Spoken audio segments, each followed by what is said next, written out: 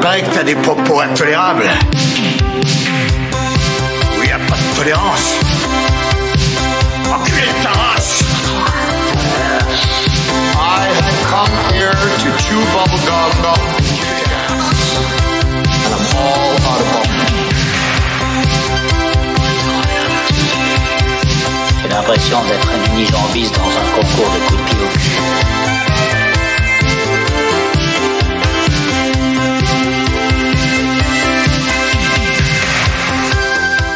Salut à tous, c'est Luc Le Guedec et bienvenue dans Retour vers le Turfu, le podcast de la pop culture passé, présent, futur. Retour vers le Turfu est un podcast traversant différentes époques à la recherche du meilleur long métrage de tous les temps, pardon. Chaque mois, un film est tiré au hasard dans la liste. En plus de décortiquer le long métrage, nous en profitons pour parler de la pop culture, jeux vidéo, musique, actu, box-office au moment de sa sortie. Ce mois-ci, on a tiré King Kong de Marion Caldwell Cooper et Ernest Beaumont Schoedsack, sorti en France le 29 septembre 1933. Et avec moi pour causer de la France dans cette année fantastique, cette première partie de l'émission, Karim. Bonsoir. Pezzo. Bonsoir. Bien. Pour ceux qui se demandent, il manque la moitié de l'équipe. Et Jean-Baptiste. Bonsoir. Bonsoir. Bonsoir. Ah, pourquoi on est aussi énervé comme ça? 1933, c'est quoi? Je sais pas. Ouais, bon, moi j'ai une brève idée quand même. Bon, on vous expliquera un petit peu, c'est un peu complexe 1933. Allez, c'est parti, tous dans la Twingo magique.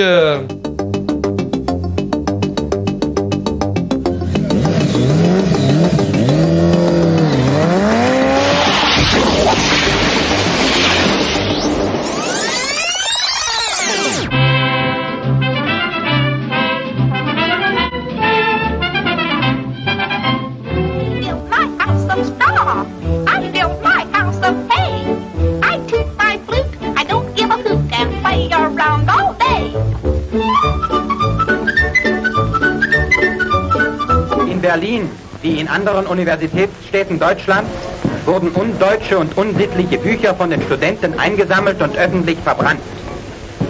Der Scheiterhaufen auf dem Opernplatz in Berlin.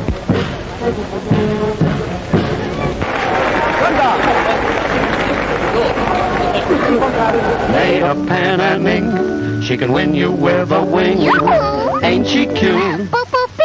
Sweet Patty. Well, Denham, the airplane's got him. Oh, no.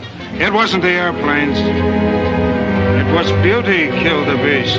Beauty killed. Allez, bienvenue en septembre 33. Nous sommes en Europe, nous sommes en France, dans ce magnifique pays, pardon. Dans ce magnifique pays qui va bientôt se faire poutrer dans une dizaine d'années. Mais ça, on s'en fout, on est en 33. Et en 33, qu'est-ce qui se passe? Il y a la crise. On est en pleine récession économique grâce aux États-Unis qui se sont craqués bien comme des merdes. Et en même temps, nos voisins allemands commencent à déconner sévère. Ils ont brûlé quoi, Karim, déjà? Beaucoup trop de choses. Après, la liste serait moult exhaustive, mais principalement, vraiment, c'est le grand apogée 33, c'est l'incendie du Reichstag, le Parlement en fait allemand, qui en fait, techniquement, c'est un peu la montée, le putsch de notre grand ami moustachu, ami des enfants. Tu dis ça parce que t'es jaloux. C'est tout. J'aurais voir. Tu parles de Charlie Chaplin là, non? Ouais, exactement, la moustache, le cycle industriel, ainsi de suite. Non, toute connerie mise à part, effectivement, événement majeur historique. Le Parlement allemand, donc qui suite à un coup d'État en fait, est mis à mal par un incendie. Donc en fait, c'est un peu le début en fait de la montée du nazisme. C'est un peu la date historique effectivement à laquelle on colle la date de montée du nazisme, avec donc en grande joie l'incendie du Reichstag. Et ce que disait Luc tout à l'heure, effectivement, dans le jingle, quand on entend parler d'un Allemand un peu énervé, c'est un copain d'Hitler qui brûlait des livres. Disons que voilà, ils étaient déjà dans l'économie et l'écologie, tu sais, tout ce qui est renouvelable, quoi. On prend des bouquins, ils servent à rien, on les brûle, on fait de la chaleur, quoi. Non, c'est vrai. Ouais. L'hiver était compliqué. Ça, tu sais, le dictat, traité de Versailles, machin et tout, il y a construction des autoroutes, plein de choses. Ça va mélanger plusieurs trucs, mais c'est bien, ça passe. Voilà, il se passe plein de tout choses. ça pour vous dire qu'on n'a pas bossé les news et il y aura pas de news de ce mois-ci, tout simplement parce qu'on nous a lâché au dernier moment, mais bon, c'est pas grave, on passe. On va pouvoir maintenant passer plutôt au côté cinéma. Yes. C'est moi qui ouvre le bal. Trop cool. Cinéma.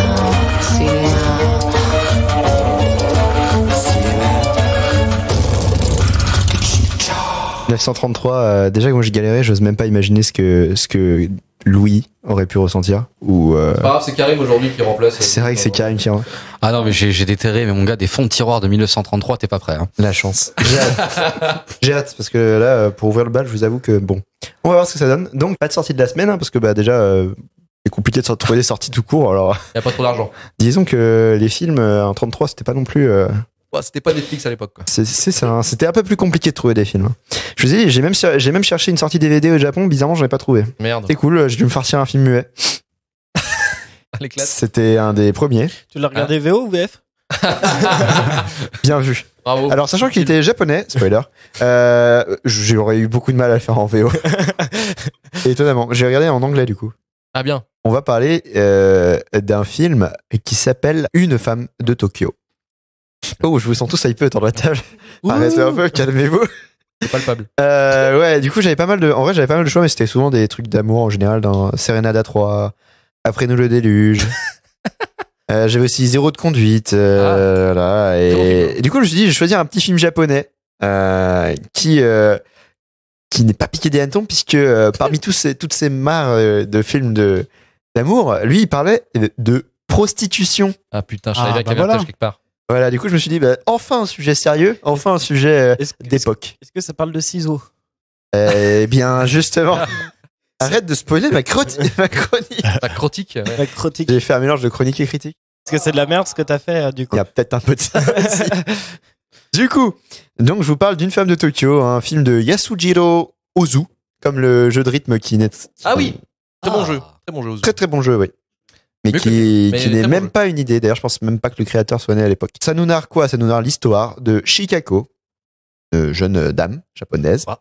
d'où le film incroyable, qui, pour payer les études de son frère Ryoshi, se prostitue dans un bar louche. Putain, ça pourrait se passer à Paris à notre époque, en fait. Exactement. Putain, En fait, c'est à peu près une étudiante sur 10 en France. Oh putain. À quel moment cette émission est devenue aussi glauque? Quand on a commencé à parler d'actualité. Il y a un point de non-retour.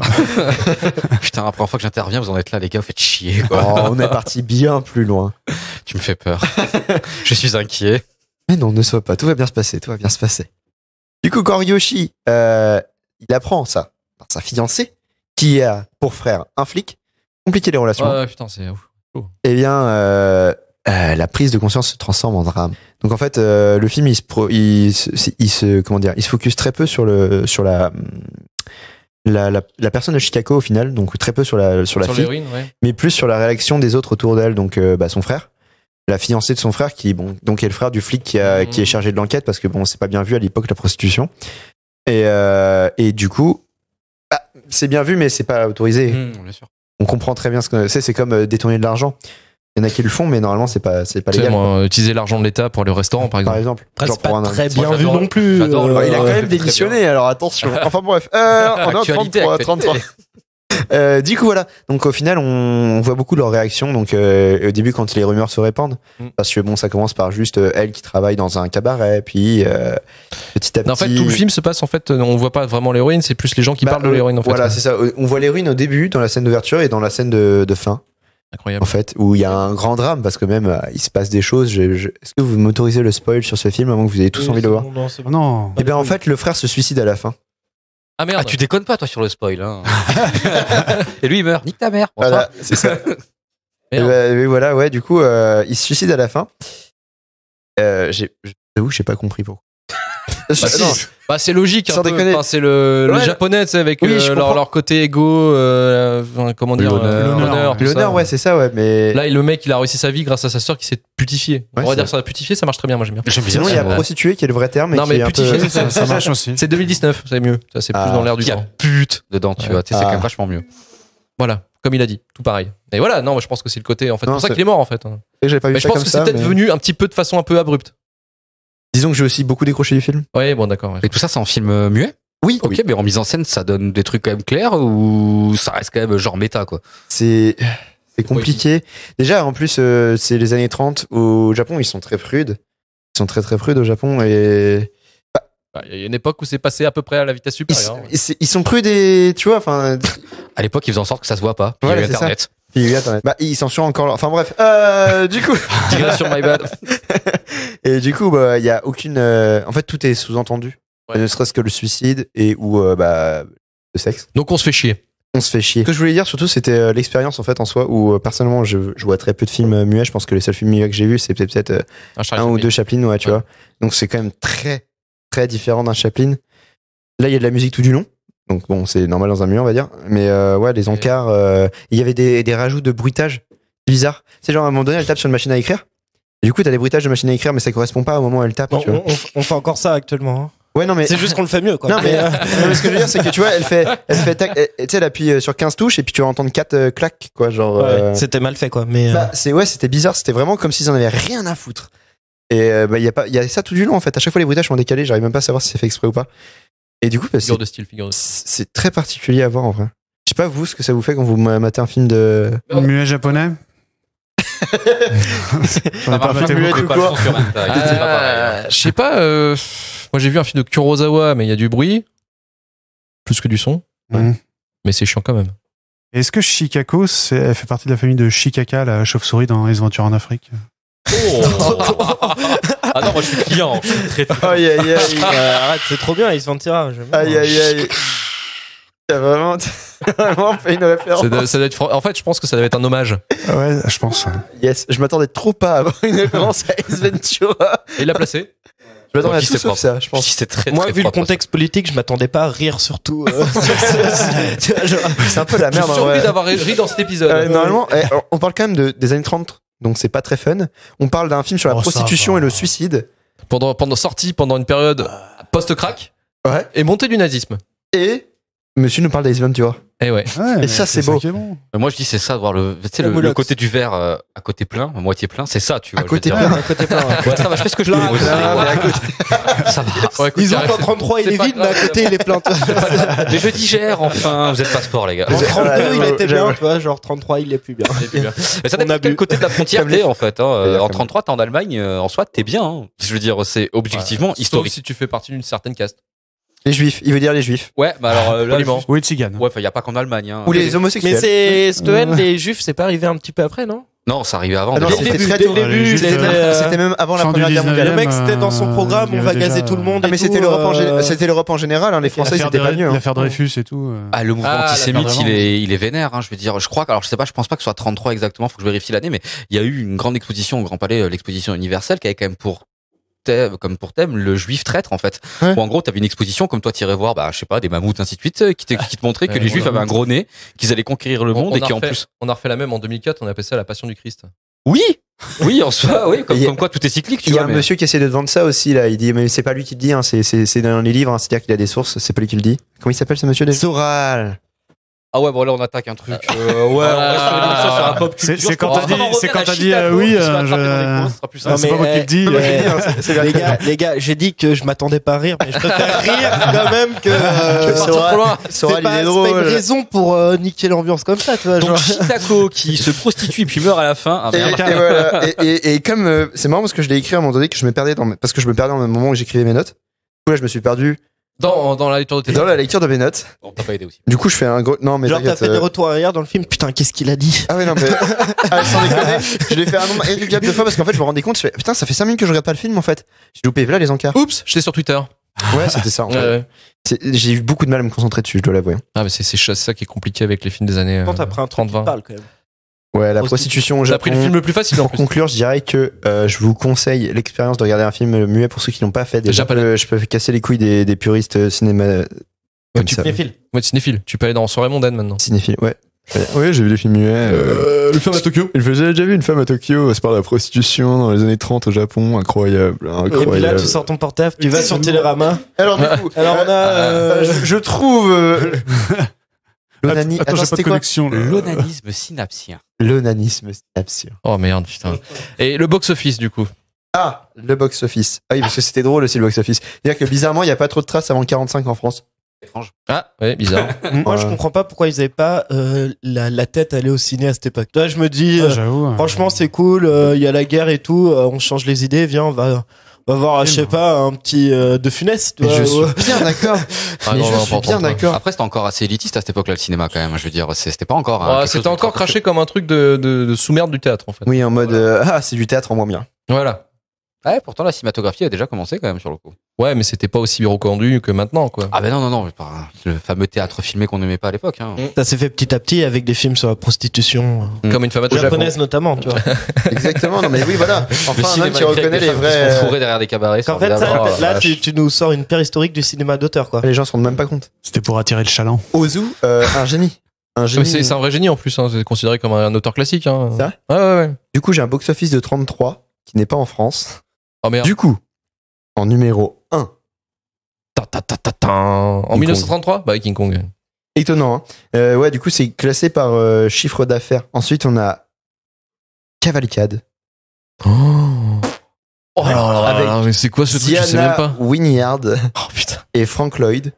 Ouais, Frank Lloyd, oui, ici. C'est l'arrière-grand-père de Christopher Lloyd. C'est l'ancien Doc. Eh oui, Marty. We're gonna burn something. Yeah, fucker. C'est un singe géant, Marty. Non, c'est Marty. On a tout niqué. Voilà, bon, ils t'ont fait la soirée, hein, c'est bon. Non, hein. mais Attends, ils ton ont box-office, fait ma désolé. chronique parce que franchement, j'étais pas bien. Et c'est de la merde. Mec, tu t'es fait un peu punir quand même. Là, en 33, il y avait quoi en cinéma? Rien. Bonne soirée, au revoir. Yes, Non, mais en salut, fait, salut. il y a J'ai pas que hâte. et c'est tout le monde, hein. J'ai hâte qu'on fasse le début des années 1900 là. Yes. Ça va être sympa. Yes. J'attends avec impatience ta chronique, Pedro. Sinon, en troisième place, J'ai meublé. on avait I'm No Angel avec Gary Grant. Ah. Putain, il était déjà sur un. Oh, mais il est partout, lui. Carré, pardon. Déjà là en 33, le gars. Le mec, il est Et immortel. Mae West, sûrement de la même famille que Kanye. Oh, Du coup, putain. en quatrième place, on avait Gold Diggers. Moi, je me casse. Oh merde. Mais c'est quoi? C'est pourquoi? Pourquoi une blague de merde comme ça, là? Je sais pas. Je me suis dit, ma chronique est inintéressante. Bon, Faut c'est bien vrai, je mette des blagues de merde. C'est vrai que c'est un peu frais, ouais, ça, j'avoue. Je retire ma remarque. Pardon.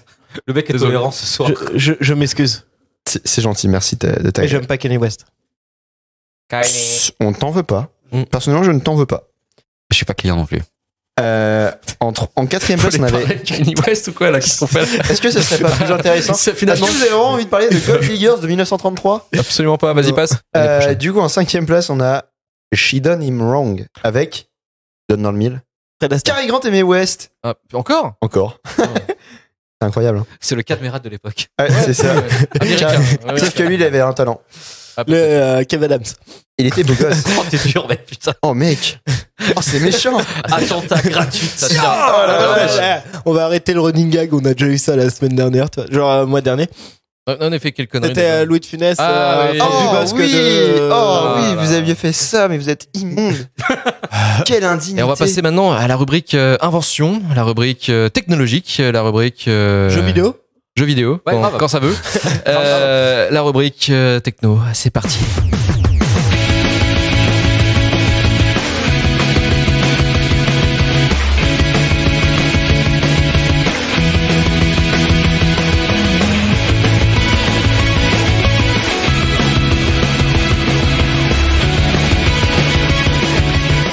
Le jingle, il va genre pas du tout avec l'époque. Absolument pas. C'est pour ça qu'on appelle l'émission Retour vers le Turfu, pour justifier un peu tout. Alors, Karim, présente-nous un petit peu les inventions de 1933. Qu'est-ce qui se passe en 1933 de point de vue, Ah non, bah alors. point de vue évolution de Évolution. l'humanité? Ah bah clairement en 33, Elon Musk à côté c'est un PD, hein, très clairement. Oh, Oula. Non, vous êtes pas prêts pour les inventions de 1933, très objectivement. Bon après moult recherches et sur le coup l'esprit humain était déjà bien niqué à l'époque. Il faisait pas encore trop de cinéma, donc il avait le temps de mettre son ingéniosité autre part.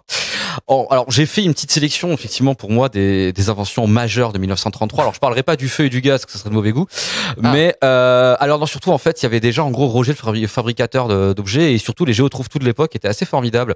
J'ai référencé des trucs assez marrants comme des trucs très inutiles comme l'invention de l'applique murale réglable. Tu sais, c'est le truc que tu mets à ton mur et que tu peux bouger. Je vois. C'est pratique. Mais ils étaient 4 sur le coup quand même. Ah, Donc, merde. je tiens à respecter et c'est réellement allemand. Ensuite, une autre invention que je pense qui devrait perdurer, qu'on n'utilise pas assez, c'est le bouchon, boucheur, déboucheur. En gros, c'est un tire-bouchon que tu peux laisser sur ta bouteille et ta bouteille ne s'évente pas. Pareil, il y a un brevet qui a été déposé en 1933. Je ne plaisante pas. Yes. À l'époque aussi, effectivement, en 33, on était déjà un peu en avance. On était un peu dans l'esprit des smartphones déjà, effectivement, parce qu'on voulait déjà mettre l'idée de mettre des écrans et l'électricité ensemble. Bon, ils avaient juste des ampoules et du cuivre, donc en fait, ils ont juste inventé l'écran de lampe électrique. En gros, c'était un espèce de petit morceau de cuivre que tu collais sur ton ampoule et qui faisait de la réverb. Les femmes s'en servaient potentiellement pour essayer de bronzer jusqu'à ce qu'elles comprennent que ça ne fonctionnait pas. Ah merde. Ouais, c'est bon. Le monde était obscur dans la connaissance. Là, on rentre après dans un truc que j'ai beaucoup aimé. 33, révolution du foyer, l'invention du radiateur amovible. Ouais, en gros, c'est ton truc à gaz, mais que tu peux avoir sur roulette. Et déjà confort moderne, Moulinex oblige, même si la marque n'existait pas encore. Ils ont inventé un moteur électrique. Alors, ça servait à rien, parce qu'il fallait quand même le tirer toi-même. Tu sais, c'est un peu comme le vélo électrique. Ça t'aidait à pousser un truc de 100 kilos. Parce que bien évidemment, à l'époque, il n'y avait pas d'alu, c'était que de la fente, sinon c'est pas marrant. Donc voilà, l'avancée technologique pour faire bouger ton radiateur d'une pièce à une autre, ça c'est important. Dernier truc qui m'a vraiment fait délirer sur le coup. Alors, à la base, ça a l'air tout con, hein, s'ils ont créé l'amortisseur pour brouette, quelque chose qui est encore. Ouais. Ça, c'est quelque chose à l'époque. Hein. Voilà, c'est maintenant tu vas à Laurent Merlin, il t'en parle pas, mais il y en a un de base. Hein, je veux dire, breveté pareil depuis 1933. Mais nos amis, alors je sais plus, j'ai un doute si c'est russe ou allemand. Bon, ils parlent tous les deux une langue barbare quelque part. Mais ils votent pas pareil. Pardon. Elon Musk, les Allemands, les Russes, allez c'est parti. Ouais. Non, alors sur le coup ils avaient fait une version qu'ils avaient appelée Atomique à l'époque. En gros, pour pouvoir la vendre donc sur les chantiers des Comme autoroutes. nous pour dire giga. Mais exactement, mon gars, c'est giga mortel de l'atomique.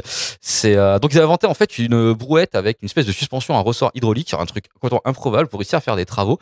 Alors l'idée c'était de prévoir par rapport aux grands chantiers, les chantiers de chemin de fer et les chantiers d'autoroute qui ont été construits en Allemagne à cette époque-là. Et ils avaient essayé de qualité Dodge Qualitat. Ils ont inventé donc une espèce de suspension assez extraordinaire. Alors, je vais revenir après sur la question plus tard, parce que je me dis, bon, quand même, on parle invention, je vais quand même voir si le concours Lépine existait déjà à cette époque-là. Concours Lépine, ça vous parle ou... Oui. Ok, ça marche. Sur le coup, bon, ok. Oui. Non, c'est vrai. Alors, explique le concours. C'est simple, le concours Lépine, concours français de la meilleure invention de l'année, inventé en 1901. En gros, t'as des géos trouve tout et des professeurs tournesol qui se réunissent, qui disent ça c'est bien, et des mecs plus farfelus que qui disent ouais, on vous donne de l'argent. C'est ça, genre les trucs qui sont en salade. Ouais, c'est ça, tu vois, tu sais, genre, la pince à linge a gagné le concours Lépine à une année. Et cette année-là, alors, j'étais déçu, j'espérais trouver un truc bien niqué, tu sais, un peu steampunk. Pas du tout. Le concours Lépine a été gagné par un Français, Louis Jamba, par exemple. Grave. Et il a donc, gagné le concours avec la première poupée marchande. Alors, je suis allé vite fait trouver des images. Autant vous... Ah ouais, non, c'est au-delà de creepy. Clairement, c'est un truc de 60 cm qui peut marcher tout seul dans ta chambre la nuit, sans besoin de pile. C'est effroyable. Elle s'appelle Louisette. C'est ta meilleure amie. Elle te regarde quand tu dors. C'est formidable. C'est formidable. Alors bon, toute connerie. Bonjour, je m'appelle Louisette. Je suis ta meilleure amie. Ah ouais, non, mais c'est surtout celle qui va sonder tes rêves. Si ça reste que tes rêves, c'est bien. Mais alors, bon, toute trêve de conneries mise à part. En fait, la vraie invention, et sur le coup, ça m'a surpris parce que je m'y attendais pas. En fait, en 33, ça a été l'invention du Monopoly. Alors, le jeu du connard de capitalisme. Ah bah alors, sur le coup, meilleur créateur de lien social depuis 1933, avec une définition que j'ai trouvée sur Wikipédia, je l'ai prise parce que je l'ai trouvée très cool, en mode, on représente le Monopoly comme le symbole apparent et spectaculaire du capitalisme sous forme d'activité familiale. Je trouve cette phrase extraordinaire, on dirait c'est pareil que économie sociale de marché. Je trouve que c'est le même genre de paradoxe. Économie sociale de marché. Ça existe, c'est le gouvernement de la Chine, je déconne pas. Véridique. Ah, on reste bouche bée, hein. Voilà. On en apprend tous les jours. C'est clair. Alors pour vite fait, je vous explique pas ce que c'est que le Monopoly, vous êtes suffisamment foutu tous sur la gueule par rapport à ça. Mais vite fait, les origines en fait m'ont intéressé parce que le jeu est un jeu d'escroc fait par un escroc et avec une velléité d'escroc. De base en fait, le Monopoly c'est un jeu qui est plus vieux que ça, qui date en fait à la base donc d'un jeu de société qui s'appelle The Landlord Game, créé par Elizabeth Maggie en 1901. En gros, c'était la traduction c'est le jeu du propriétaire foncier. Donc c'était déjà un peu la base du Monopoly, l'idée on avance avec du hasard, on achète des maisons, on ruine ses amis, on fait divorcer ses parents, tout va bien. En fait, dans le jeu perdure un peu, mais pas très commercialisé. Il reste quand même relativement, moi pas confidentiel, mais je veux dire, tu sais, de ces plaisirs qui est pas forcément connu. Puis les jeux de société à l'époque, c'est pas ouf, tu vois. Les petits chevaux, ça coûte déjà suffisamment cher à peindre, donc on n'en fait pas des kilos. Et puis un jour, il y a un Américain, un certain Charles Darrow, qui, suite à son licenciement lié à la crise de 29, tout le bon crack boursier qui a fait plaisir, on va acheter ses baguettes avec des brouettes, dont La suspension. Regardez, messieurs dames. Tout est lié. Putain, En fait, ce mec-là trouve le jeu super fat et très en fait en corrélation avec le monde actuel, comme quoi le monde devient de plus en plus capitaliste, comme il est américain, et il décide en fait d'en faire son beurre. Donc, il crée en fait en 33 le premier plateau de Monopoly qui commence à commercialiser. Pendant 3 ans, il a pas trop de problèmes jusqu'à ce qu'on se rende compte quand même qu'il y avait un brevet qui avait été déposé. Merde. Et la grande magie de Charles Darrow, c'est qu'il avait rencontré Madame Elisabeth Maggie, lui a convaincu effectivement que faire un jeu, c'était quoi le plus important? Est-ce que c'était pas la diffusion de son message? Elle a dit oui, elle lui a vendu genre pour $10 000 l'idée. Le Monopoly, voilà. Genre la descendance, ça doit la haïr. Maudit sur des travers de mes générations. C'est clair. Eh ben ouais. Donc sur le coup, le succès du Monopoly est tel que vous le connaissez. Petit chiffre sur le coup, à votre avis, combien d'exemplaires de Monopoly ont été vendus depuis 1936 exactement? 266 millions. C'était presque 275 millions d'exemplaires. Mais sur quoi? le coup. Non mais attends, non mais c'est pas possible. Pourquoi? Mais il a lu. Absolument pas, les gars. Ah, attends. 2,20. Mec, tu vas dans chaque foyer français, il y a un Monopoly. Bah ouais. Oui, Attends, mais je vais te donner. être à 10 millions près, c'est quand même compliqué. Le talent. Tu fais confiance ou pas? Le skill. Non, Avec un K majuscule. Anguille sur roche. Alors, pour expliquer quand même ce chiffre assez extraordinaire, au-delà de l'édition de base, effectivement, avec toutes nos règles maison, en fait, Monopoly, depuis les années 90-2000, a décidé effectivement de jouer, on va dire, son MCU à lui, son Monopoly Univers. Ils ont sorti mondialement plus de 300 versions de Monopoly, et avec une exception française extraordinaire, on est le pays à avoir le plus de représentation de Monopoly. C'est-à-dire qu'il y a Nantes. Ouais, il y a Oui, 96 Monopoly autour des villes, donc il y a un Monopoly Nantes. Moi, celui qui m'a fait délirer, c'est le Monopoly Quimper. Je veux jouer au Monopoly Quimper. Si vous avez besoin, je t'ai chopé le port, enculé! Mais c'est ça, mon gars. C'est du genre l'allée du Queen Amman, c'est histoire de rester dans les clichés, c'est formidable. Yes. Alors, ils ont pas fait que les villes aussi, ils ont aussi fait la pop culture. Et alors, pour te faire plaisir, Luc, ils ont sorti bien évidemment, donc tout, les Monopoly possibles, Dragon Ball, Zelda, machin et tout. Pokémon. Et le dernier qu'ils ont sorti, je sais que ça va te faire kiffer, mon gars, Gigalol de la mort qui tue, le Monopoly Fortnite. Est-ce que tu pleures? Est-ce qu'ils ont fait un Monopoly David Lynch? Genre Twin Peaks ou Monopoly Twin Peaks? Alors, techniquement, ils en ont fait un, mais le testeur est mort. Donc, ils l'ont pas sorti. En fait, il a toujours pas compris les règles. C'était trop mindfuck pour lui. C'est ça, s'il a dit, c'est si je faisais une règle en mise en abîme, ça pourrait potentiellement pousser au paroxysme du capitalisme, puis s'est suicidé. Son pion, il est tombé, dans la chambre rouge. Il est jamais sorti. Il a mis la bague, baisé. Ouais, donc en conclusion, 33, effectivement, c'est le nazisme, les autodafés, la joie, la brouette atomique et le Monopoly. Voilà. Merci, putain, Karim, c'était magnifique. Bravo, on peut l'applaudir. Il est embauché? Il est embauché dans un autre podcast, mais on en parlera plus tard, parce que Karim, c'est vrai qu'on n'a pas dit au début de l'émission, mais tu es là pour parler aussi d'un podcast. Ouais, grave, tu vas. Mais on te dira tout à l'heure. Ouais, Là, carrément. c'est un teasing. C'est un teasing. Tu teases. En fait, t'es pas là gratos, t'es là pour faire ta promo toute dégueulasse là sur ton. Moi, je tapine. C'est un placement de produit. Et c'est un placement de produit en mode random en milieu d'émission, tu vois, c'est en mode vraiment. Le mec se place. Grave, t'as des vrais marketeurs. Oh, Pour finir cette première partie, on va la finir en musique et on va la finir avec Pezzoni et ce hit machine incroyable qui était 1933. Attention, accrochez-vous.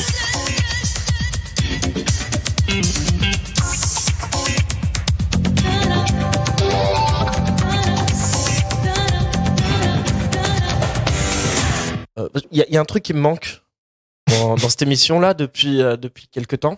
Depuis 2 mois, tu peux dire. Mais alors, en 1933, oui, on écoutait quoi? Merde. Alors, qu'est-ce qu'on écoutait du coup, à votre avis? La musique. Sans balancer des noms spécialement. Big Band. De la valse. Du hip-hop. Merde.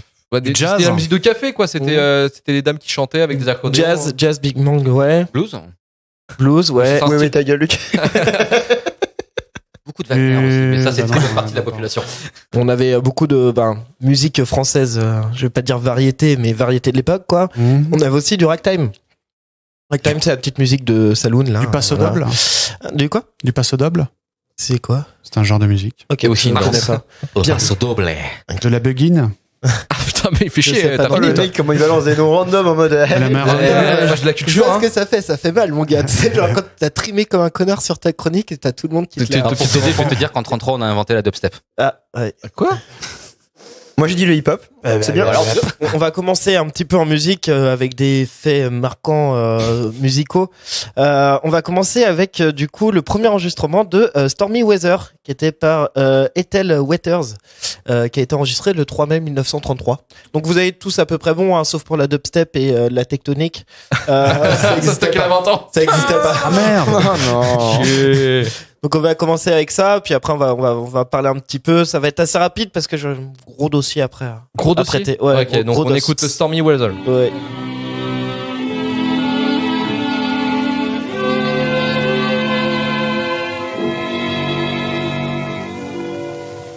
Don't know why there's no sun up in the sky, stormy weather. Since my man and I ain't together, keeps raining all the time. Bon, j'espère que le mois de septembre on tombera sur Cascada. Yes. Alors, là ça devient compliqué le Hit Machine en ce moment parce que on s'emmerde. Oh, voilà. Voilà, allez, j'ai pas prévenu, mais je fais sur l'année 1933 parce que c'était. Non mais ça on avait compris comme tout le monde, t'inquiète. Je veux dire que t'as pas réussi à trouver le mois, mais qu'est-ce que tu fais? Je suis pour que tu t'aides. Du coup, Stormy Weather, c'est un gros standard de jazz hein, quand même. Donc, je sais pas si vous connaissez, mais c'est vraiment quelque chose d'assez connu, qui a été écrite par Ted Koller, pardon pour avoir écorché ton prénom, et composé par Harold Arlen, pardon également aussi Harold. Plus Harold. Je pense qu'ils sont morts et qu'ils ont plus grand chose à faire. Donc voilà, c'est quelque chose d'assez connu, et du coup c'est la première interprétation, c'est Ethel Waters du coup en 1933. Donc voilà. Ensuite, on avait quelque chose qui vous parlera un peu plus parce que c'est un peu plus connu de manière populaire. C'est Billie Holiday. Oui. Ouais, Billie Holiday, qui du coup faisait ses premiers enregistrements le 27 novembre, notamment avec un titre qui s'appelait Your Mother's Son's in Law.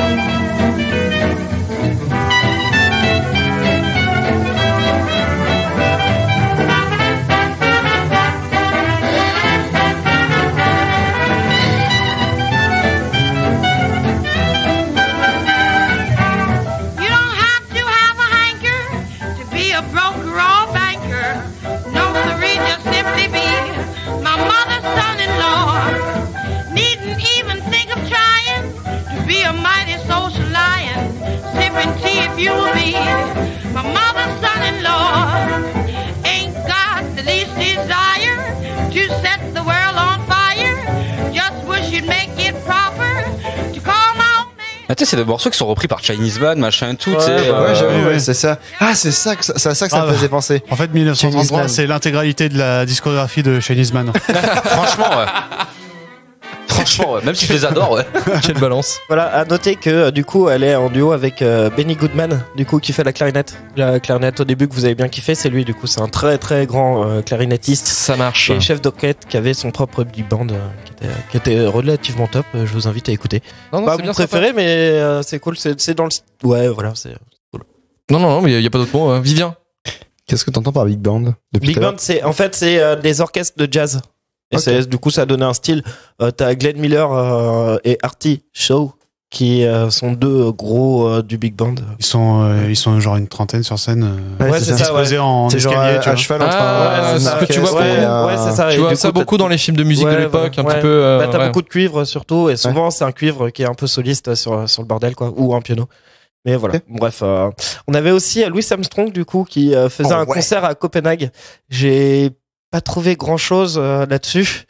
Il y avait aussi, j'avais vu qu'il y avait Duke Ellington qui faisait des concerts à cette époque. C'était encore le début de sa carrière. J'ai pas plus d'infos. C'est un peu la galère quand même. Ah ouais, faut supprimer, hein. Et puis surtout, ça faisait beaucoup de jazz, et parce que on écoutait beaucoup de jazz. Donc du coup, je me suis dit, on va pas non plus faire que du jazz tout le temps. Donc j'ai essayé de trouver des subterfuges pour écouter d'autres choses. Et notamment, on va parler de naissance. Comme ça, petit à petit, on va apporter, on va arriver sur quelque chose après le décès. Ah, bien sûr. Après, d'abord on est, après on meurt. Alors on commence. et ça c'est beau. Donc on commence le 17 janvier avec Dalida, qui était né le 17 janvier 1933. Ouais, voilà. Le 18 février, il y avait Yoko ono Lakonas. Ah, on y revient. On en a parlé le mois dernier. Yokonas. Tout est Yokonas. T'avais déjà fait la blague, je crois, non? Oui, tout à fait. Merci. Et il a fait. Et qu'on avait parlé aussi de la semaine dernière, il y avait John Barry. Oui. Ouais, qui est né du coup le 3 novembre. Et qui est mort en 68, non? Non, il est s'il est mort en 68, il a pas vécu des masses. Non, il est mort après. D'accord. Et du coup, qui a fait notamment la musique de James Bond, Amicalement Vôtre, et qui était le mec de Birkin. Oui, c'est lui qui a fait la musique d'Amicalement Vôtre. C'est lui qui a fait la musique d'Amicalement Vôtre. Ouais. C'est grave stylé. Il défonce, mais c'est un super musique. Ouais, c'est pas mon préféré dans la BO, mais ça fait partie des trucs pas mal, quoi. Ok, yes. Alors là, on arrive vraiment dans les grands noms. On avait le 8 août, on avait Joe Tex, du coup, qui est un soulman assez connu également. Et là, deux grands noms quand même, Quincy Jones, qui est né le 14 mars, donc qu'on ne présente plus, qui a été producteur notamment pour Michael Jackson, et qui a fait peu près presque tous ses albums, c'est des gros classiques à écouter, donc écoutez Quincy Jones, quoi, ça défonce. C'est pas lui qui est lié à la création de la Motown? Non, c'est le label. Non, je peux dire une connerie, mais à la création, je pense pas. Je pense qu'il était dedans, mais ok. Parce que je sais que c'était un confrère de Ray Charles. Ils traînaient souvent. Au début, ils ont commencé leur carrière à peu près en même temps. Ils sont un peu fréquentés au début. Genre Ray Charles, il signait déjà chez Stax ou les trucs comme ça. Donc je pense que, ça peut-être, je sais pas. Oh non, mais c'était. Je veux pas m'avancer. Je pense pas qu'il soit vraiment à l'origine de la création. Après, peut-être il avait un poste. Je sais pas. Je connais pas. Je m'avance pas. Vous pouvez bâcher dans les commentaires et dire que je suis un gros connard qui fait mal le bourreau, si vous avez envie. Il y a aussi un gros connard qui pose des questions tout le temps. Il y en a un deuxième qu'on ne présente plus. C'est James Brown, qui est né le 3 mai également, de 1933. James Brown. C'est un mec qui l'a chanté. Je sais, je connais. J'ai vu la buzz. I feel good. Ah merde. Putain, paye taré, quoi. Le biopic. Mec, le biopic. tu me désoles. Oh non, mais on rigole parce qu'après, il y aura des sujets très sérieux, qui vont arriver. On va parler d'Alphonse Blanc. Il y en a un notamment. Alors là, du coup, je me suis dit, je vais en profiter pour parler parmi mes artistes soul funk préférés. Ça fait partie de ceux que j'aime vraiment, vraiment beaucoup. Alors, faut savoir que il a 3 dates de naissance sur Internet. Il en a une de Wikipédia français qui le fait naître en 1936, une de Wikipédia anglais qui le fait naître en 1931. Et un article des Arocs qui le fait naître en 1933. Du coup, je me suis dit, ça tombe bien. En deux, ouais. Donc voilà. Donc du coup, j'ai dit, on va partir du principe qu'il est né en 1933. Et ce mec, c'est David Axelrod. Alors, est-ce que vous connaissez un peu autour de la table? Axelrod, je connais. Non. David Hasselhoff. Je connais Axel Rose, moi. Non. Je crois que ça me dit quelque chose, David Axelrod. David Axelrod. Donc, Axel Rose. Donc c'est une petite pépite soul funk plutôt confidentielle.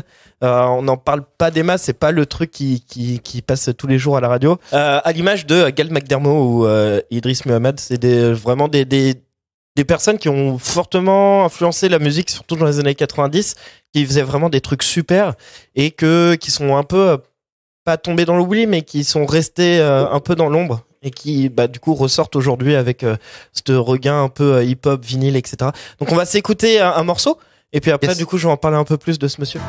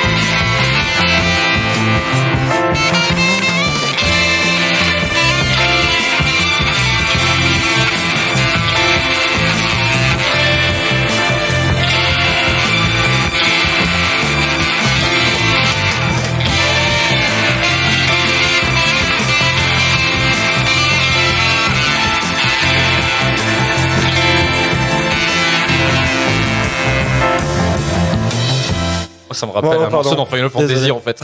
Ouais, toi aussi? Ouais, ça me rappelle, je sais plus dans lequel, ça me rappelle. J'aurais dit le 7, moi. Non, mais c'est pas ultra. Enfin, c'est pas ultra explicite quoi. Donc, moi je sais que quand je l'ai découvert, du coup, quand ce morceau, je me suis dit. Ah putain, et j'ai fait le lien, mais parce que c'est un album que j'adore, du coup, c'est DJ Shadow qui a repris pour de Introducing de DJ Shadow a samplé en fait notamment lui en fait. D'accord. Mais il y a pas que DJ Shadow, hein, il y a Lauryn Hill aussi qui a samplé ce mec et tout, donc c'est genre pèse dans le game. Et si je peux vous conseiller du coup vivement d'écouter ce qu'il fait, c'est genre juste génial. Super, franchement, c'est ouf. Faut bien trier parce qu'il y a de la musique religieuse aussi dans ce qu'il a fait et des fois c'est un peu chelou quoi. Chelou genre ésotérique, tu comprends pas, ou chelou inaccessible? Moi perso, c'est le genre de truc, tu vois, ça m'a fait vraiment bizarre. Hein. C'est vraiment très bizarre. Et c'est un fan de David Lynch. Hein. Ça bizarre. Après, je pense en fait, c'est juste, je connais pas encore assez bien le bonhomme, tu vois, peut-être. Peut-être qu'il a des clés ou des refs. Je comprends pas pourquoi, tu vois, quand j'écoute. Mais c'est très très cool. Franchement, écoutez, The Auction, un album qu'il a fait qui est magnifique, qui parle de de l'esclavagisme, ce qui nous mène à une des prochaines dernières parties de ma chronique. Mais juste avant, on va quand même annoncer un décès. Le 30 septembre, il y avait William Krell. Ah oui, fameux Krell. Et en fait, c'est un pianiste, et c'est le mec qui a enregistré, du coup, qui a publié, excusez-moi, le premier ragtime en 1987 qui s'appelait Mississippi Rag. 1897, pardon, c'est moi qui ai... Et voilà, ça c'est les... Je m'en fous un peu, mais c'est important quand même. C'est pour la culture. J'écoute pas du ragtime tous les matins non plus, tu vois. Mais personne ne fait ça, Pedro. Je me dis, on est une émission culturelle, faut le dire. Donc voilà, je le dis. Grave. On arrive du coup à quelque chose de plutôt jeune et de vraiment ouf qui s'est passé en 1933. Il y a eu un événement dans la musique, mais genre j'exagère à peine en disant que ça a changé. Je suis de dire une connerie, mais vas-y. Ça a changé genre notre vision de la musique actuelle, ce qui s'est passé en 1933. Donc, on va l'illustrer d'abord avec un artiste qui s'appelait Lead Belly, avec la chanson Black Betty, par exemple. Oh. Look yonder, where the sun done gone. Oh, Black Betty, bam-ba-lam, oh, Black Betty. Bam-ba-lam, Black Betty had a baby. Bam-ba-lam, Black Betty had a baby. Bam-ba-lam, damn thing gone crazy. Bam-ba-lam, damn thing gone crazy. Bam-ba-lam, oh, Black Betty. Bam-ba-lam, oh, Black Betty. Bam-ba-lam, oh, baby Black Betty. Bam-ba-lam, oh, Betty Black Betty. Bam-ba-lam, Black Betty had a baby. Bam-ba-lam, Black Betty had a baby. Bam-ba-lam, damn thing gone crazy. Bam-ba-lam, damn thing gone crazy. Bam-ba-lam said he wasn't none of mine. Bam-ba-lam he wouldn't mind. Bam-ba-lam, damn thing gone blind. Bam-ba-lam, damn thing gone blind. Bam-ba-lam. Il a également fait un autre standard qui est très très connu aujourd'hui, du coup qui a plusieurs noms parce que c'est une musique populaire. Il y a notamment In the Pine, Where Did You Sit Last Night, deux titres qu'on lui qui sont attachés en fait. à la même chanson qu'on va s'écouter aussi pour la science. My girl, don't lie to me. Tell me, where did you sleep last night? Come on, tell me, baby. In the pond, where the sun don't ever shine. I was shivering all night too. My girl, where will you go? I'm going where the cold wind blows. Where's that, baby? In the ponds, where the sun don't ever shine. I bet you all night too. My girl, don't you lie to me. Tell me, where did you sleep last night? Come on and tell me something about it. In the ponds, where the sun don't ever shine. I bet you all night. Donc ça, c'est un artiste du coup qui s'appelle Lead Billy et qui a été enregistré et produit par justement la personne qui a un peu changé une partie de la musique actuelle, qui s'appelle Alan Lomax. Alors, est-ce qu'il y a des personnes qui connaissent un peu Alan Lomax autour de la table ou pas du tout? Du tout. Du tout. Alors, Alan Lomax, c'est un très grand monsieur qui était musicologue. Ah putain, ouais, au niveau quoi. Oui, bah, parce que la musicologie, c'est de la. Et en fait, du coup, il s'est passionné en fait pour les musiques traditionnelles de à peu près partout dans le monde. Et en 1933, du coup, il y a la Bibliothèque nationale du Congrès de Philadelphie qui lui demande, qu'il l'envoie en mission en fait pour enregistrer les bluesmen dans les États du Sud. Et en fait, du coup, il a parcouru Texas, le Mississippi, etc. Il a été dans les plantations, dans les prisons, et il a en fait enregistré du coup les esclaves, le chant des esclaves. Et en fait, ça nous donne des traces de blues. Donc ça peut paraître un peu pas grand-chose dit comme ça, mais en fait, ça a énormément d'influence que je vais vous dire. Mais la musique des champs de coton, ça a eu beaucoup d'influence, sans déconner. On a encore des traces en ce moment. Mais c'est lui, ces traces, en fait. Faut savoir que déjà, si lui, il avait, à la base, il était avec son père aussi, sur ce voyage en 1933. Lui, il avait 18 ans, donc il était accompagné de son père. Et s'ils avaient pas fait ça, il y aura certainement plein de titres, du coup, qui se transmettaient de manière vocale, du coup, qui auraient peut-être disparu, notamment Black Betty, qui est un gros standard aujourd'hui, qui peut-être n'aurait pas été enregistré et qui, avec le fil des années et du coup, ce qui s'est passé après, la place des Noirs dans la société, qui est revenu bien, en fait, etc. Peut-être c'est des chansons qui auraient été amenées à disparaître. Donc, juste, je fais un petit aparté. On va parler ségrégation. Yes. Juste en fait, c'est bien, on entre couilles blanches, tu sais, pour parler des noirs, c'est génial. Je vais vraiment dire beaucoup le mot noir et nègre, ça reflète pas du tout ce que je pense. C'est juste, c'est comme ça que tu cites à l'époque, quoi. Non, parce que je connais les gros connards qui vont dire. JB, tu peux lui récupérer sa carte du RN, s'il te plaît? Attends, fais-moi ça, s'il te plaît. Ok, merci. Donc, alors, sur quoi il enregistrait à l'époque?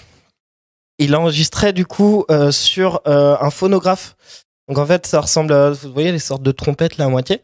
Et en fait, du coup, il avait des petits cylindres. C'était gravé sur des cylindres, pas sur des disques. C'était vraiment sur des cylindres. Ils ont rencontré pas mal de difficultés, surtout au début, avec son père pour enregistrer pour deux choses. Déjà de la part des propriétaires des esclaves ou alors des personnes, des pénitenciers. Qui ne souhaitaient pas que le noir soit enregistré, que la personne noire soit enregistrée ou que l'esclave soit enregistré, mais également aussi de la part des esclaves, du coup, qui comprenaient pas pourquoi une personne blanche s'intéressait à ce chant traditionnel qu'il avait écouté de sa mère, quoi. Donc c'était quelque chose qui était pas simple au début à faire rentrer un peu dans l'esprit. Comme je disais, c'est pas un détail dans la musique. Pour plusieurs choses. Déjà, il y a une belle partie, comme je l'ai dit, de titres extrêmement populaires qui serait tombé dans l'oubli. Surtout sur tout ce qui Delta Blues, du coup, c'est vraiment la forme de c'est la forme de blues vraiment des États du Sud, Mississippi, etc., qui est plus acoustique, moins produit du coup que tout ce qu'on avait dans le Nord. S'il avait pas fait ça, il y aurait eu juste quelques artistes, parce qu'il y en a qui ont réussi à se frayer des chemins dans des maisons de disques, payés à coups de pied dans le cul, mais on en aurait vachement moins quand même. Ça a permis également ces enregistrements en fait de mettre en lumière justement les influences du blues sur les styles actuels, notamment le jazz et la soul. C'est-à-dire qu'à l'époque, on écoutait le jazz et du soul, mais on faisait pas le lien et le rapprochement avec cette musique parce que quand t'étais l'auditeur blanc moyen, tu la connaissais pas cette musique en fait. Donc du coup ça a permis d'avoir ces traces, ça a permis aussi de faire le lien à se dire en fait ça vient d'ici. Et ça a également aussi mis en lumière les conditions un peu déplorables des esclaves qui subissaient. Mais c'est peut-être grâce à la musique finalement que la situation s'est améliorée. Alors j'y arrive petit à petit. Ou c'est un témoin. Faut savoir que ça c'est témoin, partie témoin, c'est vraiment les enregistrements. Faut savoir que c'est pas pour rien que Alan du coup l'a fait, parce qu'il était également très engagé, il était progressiste, donc il a beaucoup fait pour faire reconnaître la place des Noirs dans la société américaine. Et il a activement lutté contre la ségrégation. Par exemple, il a sauvé un certain Lead Billy qu'on vient d'écouter juste avant. Billy était notamment condamné à mort. Et en fait, du coup, ça arrive des fois. Surtout quand t'es noir en 1933. Ouais. Quand t'es noir maintenant. Ah, c'est comme quand tu vas à la boulangerie, quoi. C'est la même chose. Et du coup, en fait, Lomax, il l'a sauvé, cette personne, de la mise à mort. Il a fait une pétition qu'il a fait signer, du coup, à plusieurs personnes. Et grâce à cette pétition, en fait, il a pu le reconnaître, le sortir de la prison pour qu'il l'accompagne dans ses enregistrements en tant qu'assistant. Et après, il l'a produit, du coup, et du coup, Lead Belly est devenu ce qu'il est devenu aujourd'hui, donc un putain de dieu de la guitare à 12 cordes, quoi. Il l'accompagnera aussi dans ses voyages jusqu'à sa mort, parce qu'il est mort une dizaine d'années après, je crois. Faut savoir que Lomax, c'est énormément d'enregistrements, parce que il a collecté jusqu'en 1985 des choses. Donc il y a vraiment des centaines de milliers d'heures j'exagère peut-être, des milliers d'heures en tout cas d'enregistrements complètement accessibles, parce que du coup on peut les trouver très facilement même sur internet.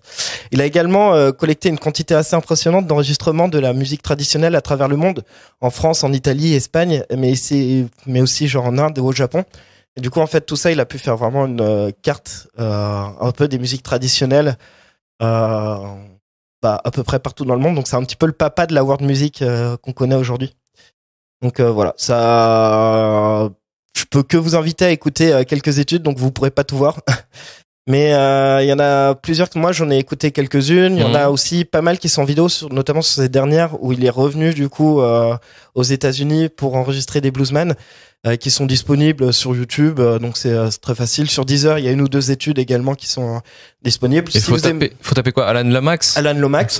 Il y a des sites aussi qui les référencent. Ça se présente sous plusieurs formes. Donc il y a certaines études qui sont uniquement chantées et d'autres en fait qui sont entrecoupées d'échanges avec le chanteur. Donc si vous aimez bien les podcasts normalement et que vous parlez bien anglais, parce que c'est de l'argot américain. Ah putain. Après le son général on peut le comprendre.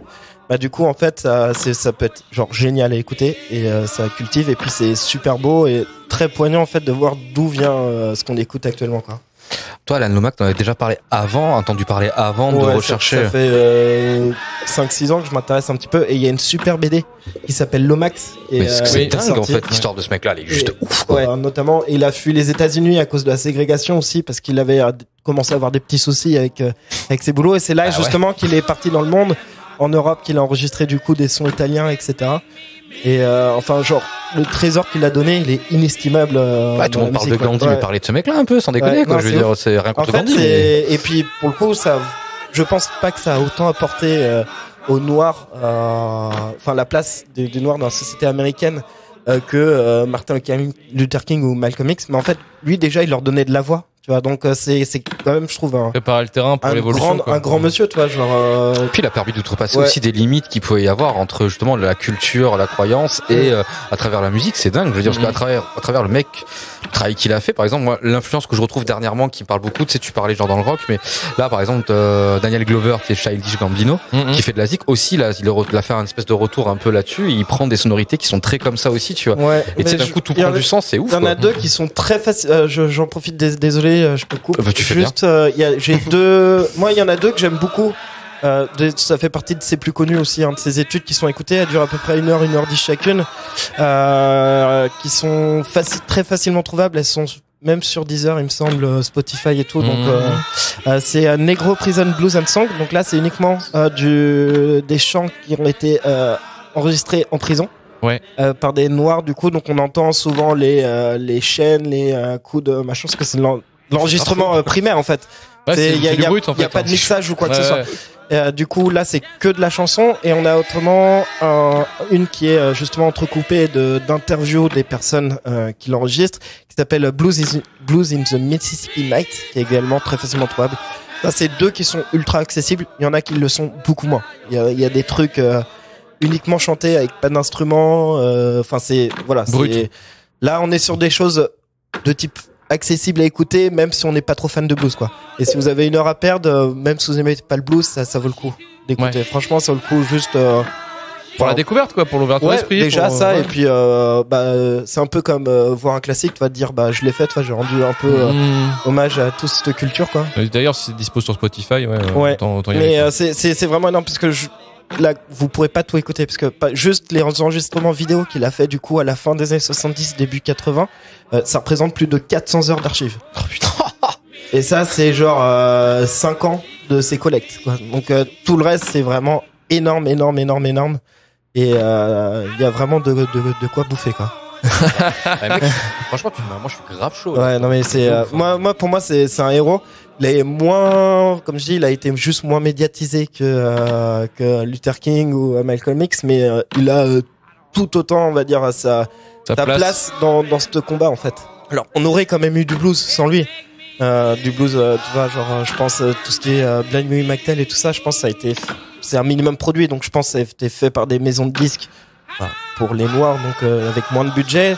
On peut en écouter. Je pense pas que c'est Lomax qui est spécialement enregistré, mais par contre, enfin, genre, ça aurait été, on en aurait vraiment pas eu beaucoup. Lui, il nous a permis d'en avoir une grosse quantité et ça a eu de l'influence, vraiment. Et c'est quelque chose d'important pour la musique aussi. Bah ouais. Pour la musique populaire. Bah oui, ça a mis, comme je dis, ça a mis en lumière les influences du blues sur la musique qu'on écoute aujourd'hui, encore aujourd'hui, tu vois. Le blues, le rhythm and blues. Ouais, c'est ça. Et le R&B. Bah c'est ça. Moi je suis chaud parce que le blues en plus d'être une musique très sympa à écouter, c'est une musique vraiment qui a du cœur. Moi je pense qu'il est vraiment lié à un côté culturel. Ouais, c'est ça. Mais souvent d'ailleurs les bluesmen, bon là on diverge. Mais d'accord. non mais là. Okay. Non, les gars. C'est reparti. Faut bien, on fait le truc tous les deux par le mois. non, mais souvent, en fait, déjà, faut savoir qu'à l'époque, les bluesmen, ils avaient pas le droit de dire ouais, c'est de la merde, mon truc. Donc les paroles des chansons, souvent, soit c'était lié à la religion, parce que c'était quelque chose qui avait le droit de parler, du coup, dans les plantations, soit c'était lié également à la prostitution. En fait, ils rabaissaient leurs conditions à celles de la prostituée. On y avec retourne. Il y a un prostitution spécialisée. Tout est lié. En fait, oui, tu sens toute la souffrance et tout dans certaines chansons. Quand tu lis un peu les traductions, parce que pareil, c'est du vieil argot, il y a plein d'expressions un peu nulles. Genre, moi, à l'oreille, je peux pas. Certains trucs faciles, tu vois, mais ça, je peux vraiment pas. Mais sur Internet, ça se trouve facilement. Et, grave chaud, mec, c'est ouf. Sur le coup, ouais. C'est ouf, ouais. Donc voilà, Alan Lomax, allez écouter, c'est cool. John Lomax aussi, son père, c'est cool ce qu'il a fait, il en a juste fait moins.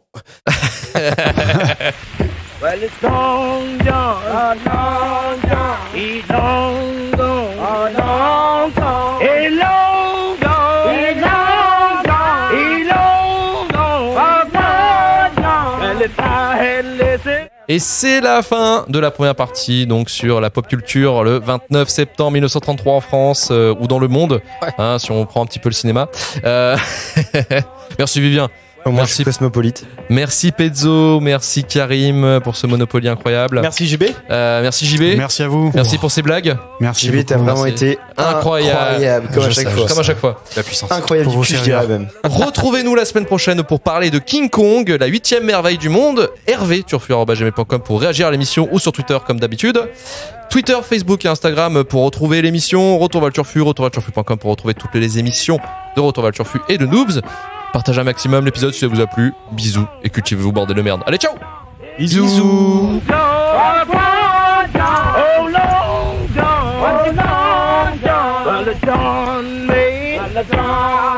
There's a parachute. There's a parachute. Well, the funniest shoe. Well, the funniest shoe that was ever seen. That was ever seen. Had a heel in front. Had a heel in front. And a heel behind. And a heel behind. Well, it didn't know where. Well, it didn't know where. That the boy was blind. That the boy was blind. He long gone. Long gone. He long gone. What you long gone? He gone.